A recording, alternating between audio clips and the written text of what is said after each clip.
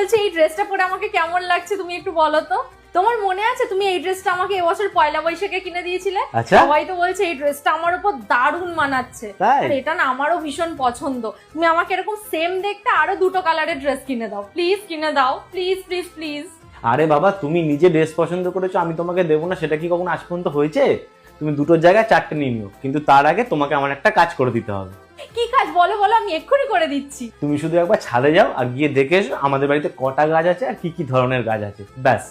ও এই কাজ, দাঁড়াও আমি এক্ষুনি যাচ্ছি, এক্ষুনি এসে বলছি। যাও। এই এই এই বলছি, আমি দেখে এসেছি আমাদের ছাদে একটা লেবু গাছ আছে, একটা লঙ্কা গাছ আছে আর একটা গোলাপ ফুলের গাছ আছে, মোট 3টে গাছ আছে। একদম ঠিক বলেছো। হ্যাঁ। আচ্ছা, আমাদের বাড়ির ছাদের উপরে কোনো টাকার গাছ দেখতে পাওনি? নাই দেবে যখন আমাকে আগেই বলে দিতে পারতে, এই গরমের মধ্যে শুধু শুধু আমাকে ছাদে পাঠালে কেন? দুটো রেস্ট নিয়ে দাও, বাবা গাছ লাগিয়ে দিয়েছিল টাকার আমাকে।